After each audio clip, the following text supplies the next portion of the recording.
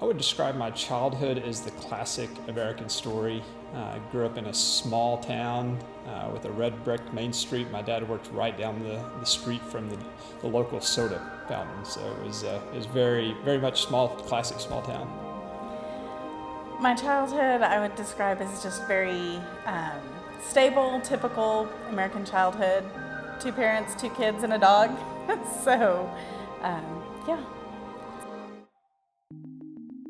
At 10 years old, I would probably describe church as a loving, safe place for me. I'd kind of come to the point in my journey where I believed in God at that point, but it really hadn't progressed past that at that point. By the time I was 20, I'd say that my life had really not progressed past that belief standpoint of just believing in God was what I needed to do. And I was going to include God in my life and check the boxes and be good. I think as we were raising our kids, one of the main things we focused on was creating a safe place for them to be, a safe home, having them around people that we could trust in church, and growing there.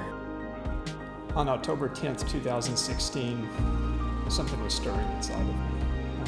I sat down that night. I had just a month prior been to a good friend's father's funeral.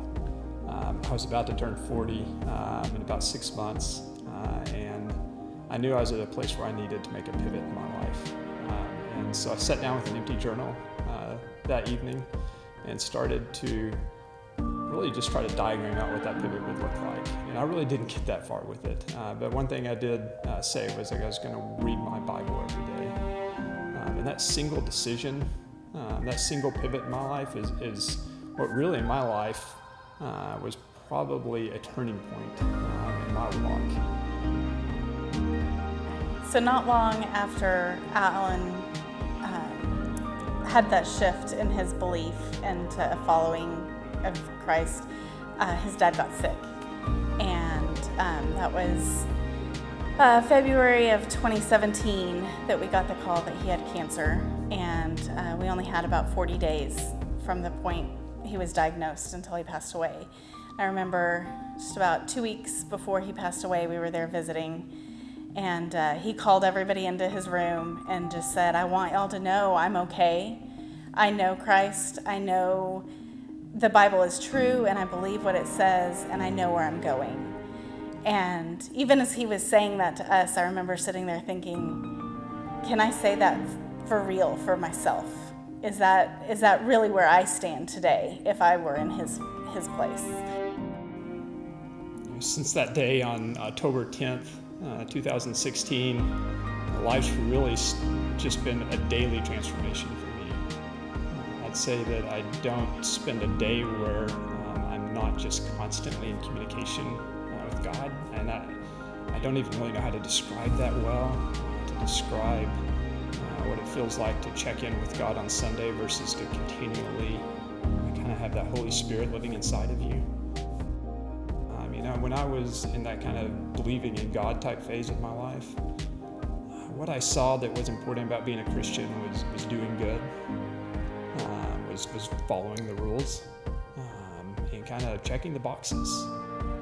Now as I look at following Christ, what that looks like, there's no rules because you're just wanting to follow Christ. I mean, the joy and the excitement that you have when you're following Christ is so much different, and it's more about that relationship that you have, about the Spirit being alive in you.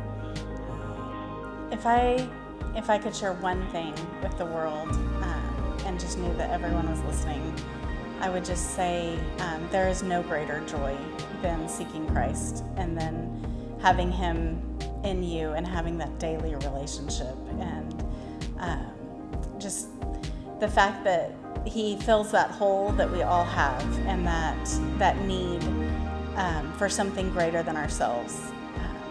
And it's so simple to just let go and seek Him.